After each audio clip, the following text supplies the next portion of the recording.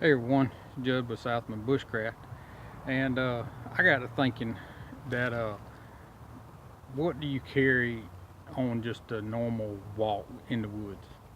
And for me personally,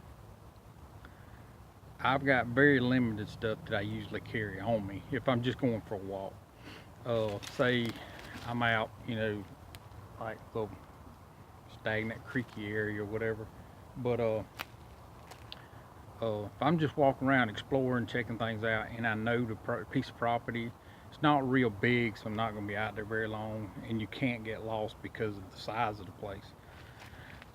If I'm just looking and scouting things out, trying to find resources or whatever, I'm wondering, what do you have in on your side? What do you keep on just a regular normal walk? Well, in the comments, you can put, whatever you want, as far as what you carry or whatever. But I'd love to hear from you. And I'm trying to hopefully expand this thing. And this year, I'm going planning on, doing a whole bunch more videos. So here, the first thing that I'll show is 9 times out of 10, if I'm just walking around and I find myself even more often nowadays, I used to carry a big knife, you know, 5.5 inch blade, big, heavy, thick knife. Well, that was fun and all, in the first, but, it's still a big knife. And I find myself here recently, you don't need that big of a knife to do normal chores. It's good to have if you're looking for like a one tool option and you don't have an axe and you may need to baton something a little bigger, harder woods, depending on what part of the United States you're in. But me in southeast Georgia right here, I got my battle horse bushcrafter, and as you can see, it's got plenty of patina on the blade. I'm sorry, I did not mean to say bushcrafter. Feather stick. I hope Alicia and them don't kick me for that one. But my battle horse now is feather stick, and I use this quite a lot.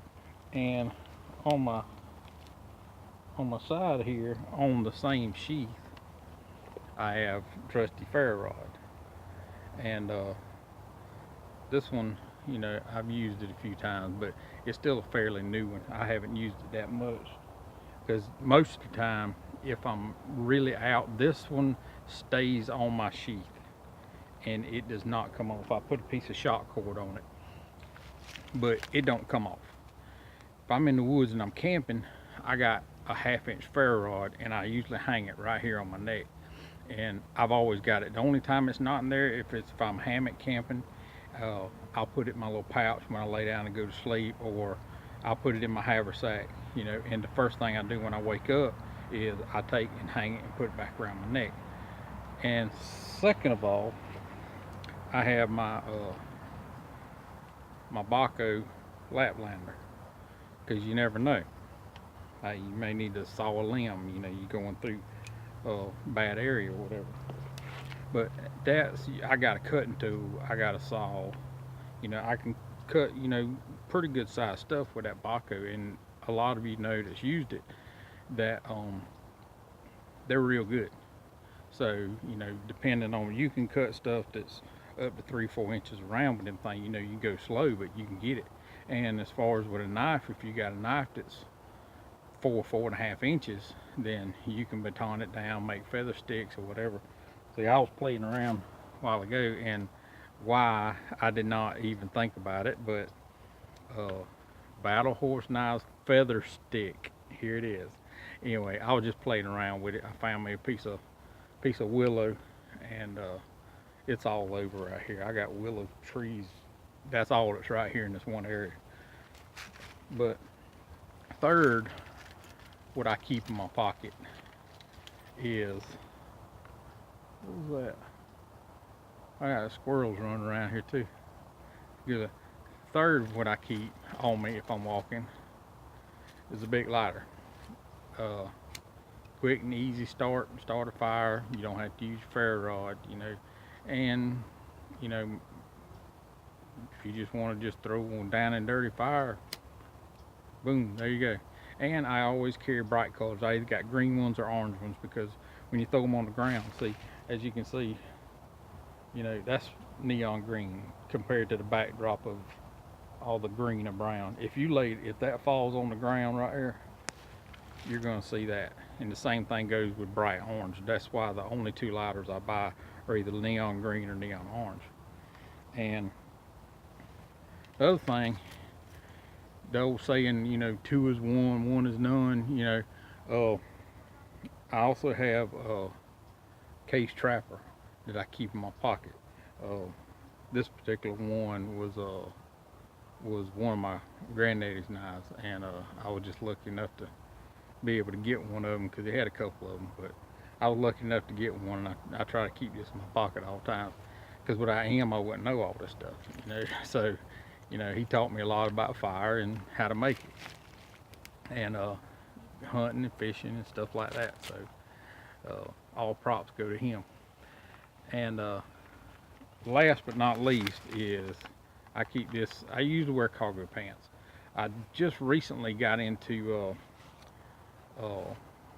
the LA Police Gear operator pants, and they have pockets galore.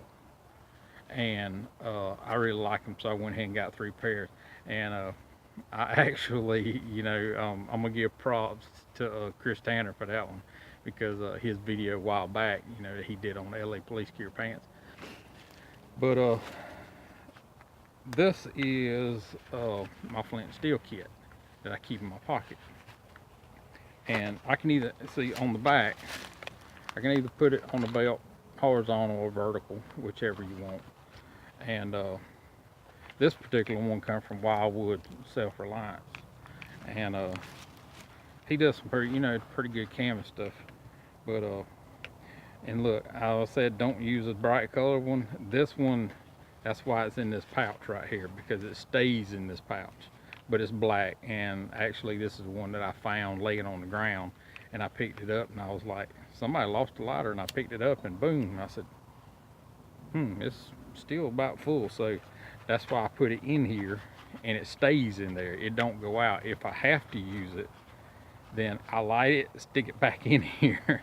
I thought about taking some bright orange tape and tape around it, but being as how it's in here, and I always got one in my pocket, so it's just like a second option. But this is my Dragonfire tinderbox little flint and steel tin. But in here, I have a lot of stuff in here.